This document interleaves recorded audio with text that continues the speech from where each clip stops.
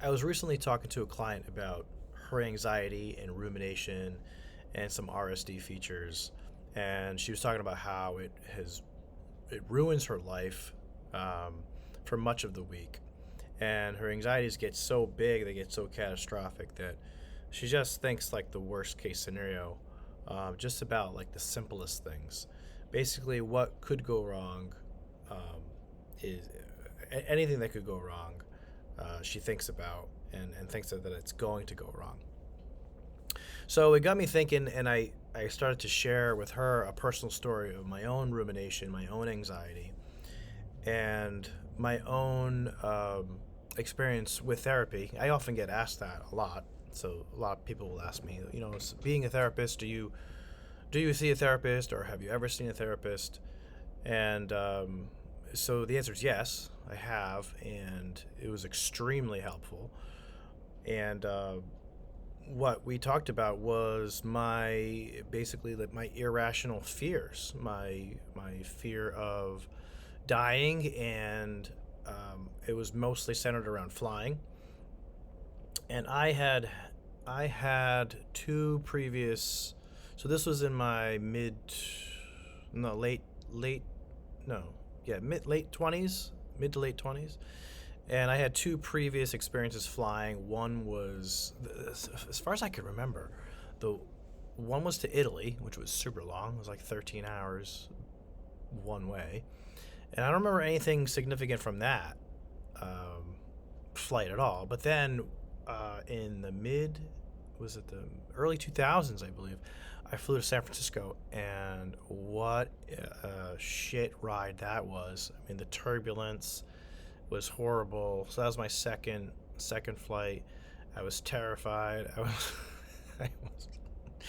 I was that guy that was like pushing the brake like I was driving a car, like I had any control, and hands were so sweaty. I just thought we were going down. Thought we were going down.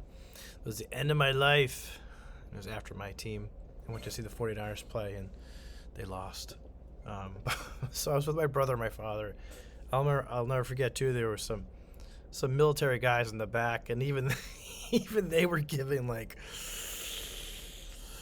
gestures. So that was pretty scary for like at least 2-3 hours of turbulence. It was a bad storm in much of the country. So that was bad. That was terrifying. And so then I met. So at the time, my girlfriend, now my wife, and we were gonna go to St. Martin, and this was, gosh, when was this? This was 2007, 2008, somewhere around there. And I was getting just increased anxiety about flying, and all I would think about was like the plane just like taking off and one of the engines catching fire, or birds going in there and hitting a mountain and crashing and dying, and it was just so catastrophic. That's all I could think about. So it was really impacting my day. I was having a hard time getting through it. So I talked to my therapist about, I guess I go in, I'm like, telling her the situation and telling all those catastrophic things. I was just obsessively ruminating on all of that stuff. That's all I could think about. So she finally looks at me and she goes, "Well," so I didn't tell her where I was going before she said this, but she goes, "Well, where are you going?" I go, "Well, I'm going to St. Martin." And she goes, "Oh, okay. Well, have you given any thought to like, where you're actually going to? Can you picture like what's actually in St. Martin?" And that right there is what. So this is the first part of two stories that really changed my life. And so I said, "Well, I was kind of caught off guard. I'm like, well, what do you mean, where am I going? Like, what does it matter? Like, help me, help me get through this, this obsessive anxiety." And she goes, "Well, think about it. Like what's in St. Martin?" I go, "Okay, so, well, there's beautiful water there. It's like crystal blue, see-through water. You can see to the sand. There's palm trees. I love palm trees. Love the thought of palm trees." Uh, then she just helped me like kind of like figure out, yeah, I'm gonna have some nice beverages, some mai tais, some, some drinks with some maraschino cherries in there. Um, so a lot of lot of fruity drinks. A lot of my friends make fun of me to this day about the kind of drinks that I I have. Anyway, so it just so from that point on, the white sandy beach. So that really changed my mind. It helped change my mindset, going from. It basically said, okay, stop looking at one side of the coin. Look at the other side of the coin. The other side of the coin can be very beautiful and something that you should focus on. So what I did was, when I got on the plane, she goes, focus on the visualization of where you're going once you do the takeoff, and once you start to have your heart rate increase and you're stressed, and you know that's going to start to come, but really work on using visualization, those visualization techniques that we worked on in session, and it worked wonders for me. So I was so grateful for that. Now, so before we got to that point, though, I had another. So I was with my then girlfriend, now wife, like I said, Amy, and this second encounter. So this was not with my therapist, but it was with a World War II vet, Mr. McKenna, R.I.P. What a wise man. So at the time when I was talking, so me and Amy went to visit him, and he was, I think at the time, like 92 years old, and he still had all this energy and charisma and everything. So we sat on his porch and we were talking, and we just got to talking like what he was doing, like when he was younger. And he's like, yeah, I was a World War II fighter jet pilot. And so I'm like, what?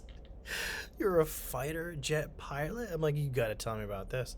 And so he starts talking about how he's in this, like, if from what I remember, he's saying he's in this like one person, one seat fighter jet, and he's dropping bombs and I don't know what the hell those guys were doing. They were fighting for a country. They were doing what they got to do. But so then he's like talking about flying. This is the main point. He was talking about flying, and he said, and then he goes, my leg got caught, and it just got like numb and stuck, and I couldn't do anything, and I had to like land the plane in some, I don't know, some precarious situation, like a dangerous situation for him to land it. I'm over here thinking, how the hell, this is like the 40s? So I'm like, how the hell is this guy flying this single person plane, and he's landing it fine, and he's talking like it's not. And I go, yeah, I got this huge, this fear of flying. I got this fear of flying. And he goes, oh, please, the planes today, they fly themselves. So, he's like, yeah, it's all computer oriented and everything like that. He goes, they'll fly, it'll land itself. After those two, so the session with the therapist, talking with him about the fact that these planes can basically land themselves, autopilot and everything like that. It just changed my mindset completely. And when I went on the plane, like I said before, I did my visualization techniques. I had Mr. McKenna in my mind, and I was just at ease. But I needed someone, or I needed more than one person, really, I needed to listen. And I listened, and I heard, and I absorbed it. And I also, one part I left out was, we did go over the facts, too. So a lot of it, it didn't compute with me that it is safer to fly than it is to walk down the street, apparently, according to statistics. Driving a car, I mean, people die all the time in car accidents. But you think, it's just, there's so many precautions that airlines take, and so it was very irrational, too, from that standpoint. But I took the influence I needed, and I implemented the strategies that I learned. And they stuck with me, and they still stick with me today. It doesn't mean that I don't get like a little queasy, like when I hit turbulence or take off or whatever. But I just think, boy, in that situation, if something happens, it really is just an act of God. It's your time to go. But that was really helpful for me. So that's my story on rumination, anxiety. and I hope it was helpful. I encourage you, that those of you that struggle with the same thing, or just have a lot of fears just in general, get your therapy, get your help. Listen to people who don't have these fears that kind of like poo-poo it in a way, because it just makes you think, oh my gosh, what was I stressing over? So it was really helpful. I encourage you to get your therapy and talk to someone about them. There's a lot of life that you could be living, and you could be missing out on a lot of aspects of life, a lot of activities, a lot of experiences, if you let this anxiety and rumination take over. So take action. It is the antidote to rumination. Action. I encourage you all, and thanks for listening.